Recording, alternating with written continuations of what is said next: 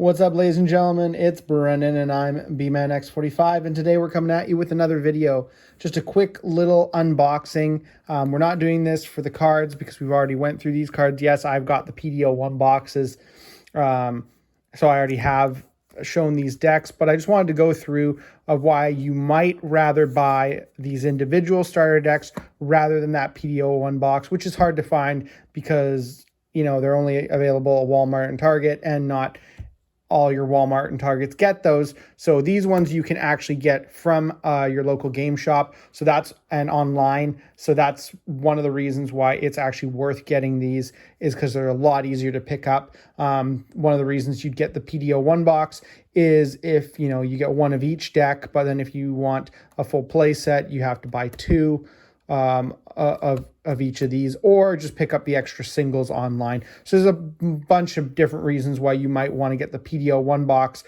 over these, but we'll go into it. We'll just open these quickly. We're not going to go through the cards because, again, if you want to see what cards are in them, just look at my quick unboxing for the PDO1. And remember, guys, if you like this kind of comment, remember to hit that like button, subscribe to the channel, hit the bell for notifications, and please drop a comment down below. We like to hear what you think, and we want to know how we can do better in the future. Okay, these are a lot smaller than the other starter deck boxes. They've sized them down quite, so I don't know if they just got rid of I think they got rid of a lot of the useless plastic and threw in like a cardboard box here. So yeah, you got your deck here, and then so here's what you get. You get 6 alt art tamers in this if you buy this version instead of the PDO1 box, and you get the same tamers in both boxes. So we're not going to open up Jesmon. We're just going to go through here and quickly look. So you get Tai, starter deck, Tai Kamiya. All your Digimon get plus 1,000. This is the main one people are going to want. You get a alt art foil Davis, your common blue memory tamer in every blue deck for like the last forever. The one that lets you top 3, search a blue, and then search a green if you're playing a blue-green deck. So sometimes it's live for both colors. You get a starter deck TK, the one that bumped your security Digimon.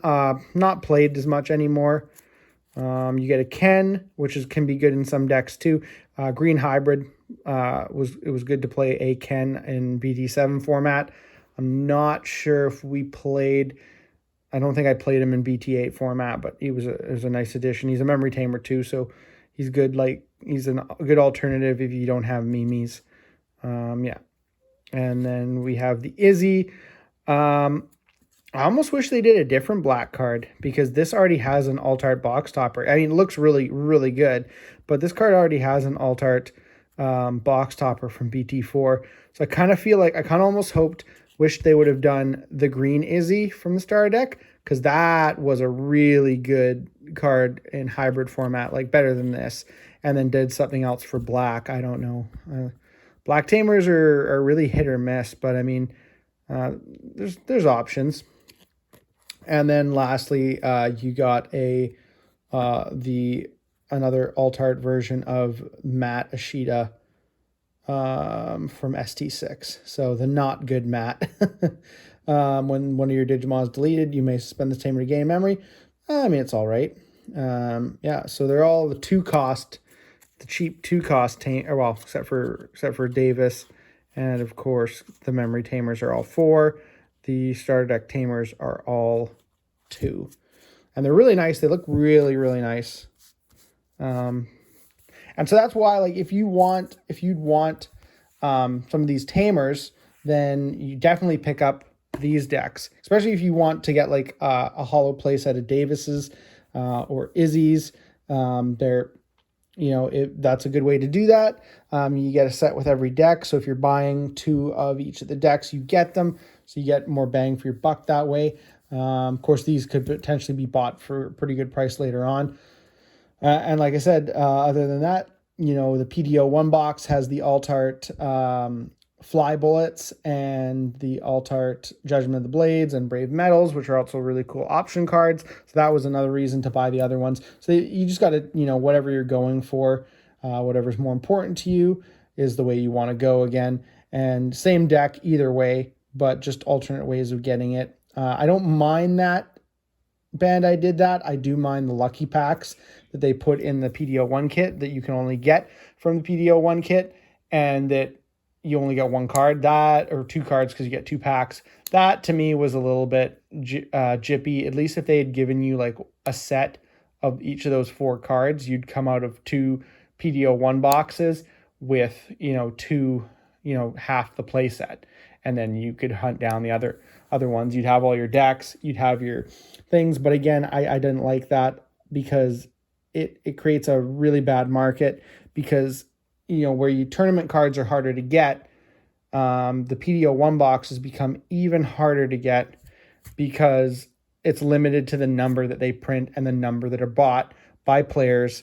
If they're sitting on shelves somewhere, those cards aren't going into circulation, and that sucks too, because that's the thing, right? A lot of people probably don't want to buy the PDO1 box, and it's just going to sit on the shelf, and those cards never make it into circulation.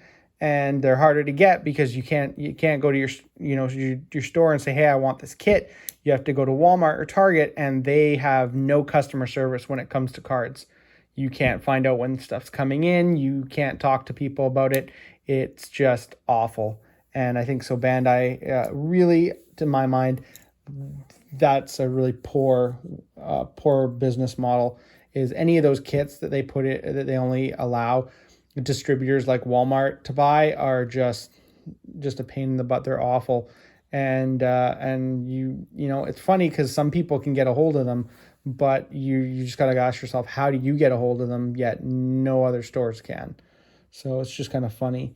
Some random online people can get a hold of them, and it's like, how do you get this? So it's an interesting thing, definitely. But the starter decks are great. I'm super excited for Jesmon. I have my Jesmon all put together. I'm just waiting for the drop of BT10, which should be this week. Hopefully I should be getting my stuff and doing some box openings on by Friday.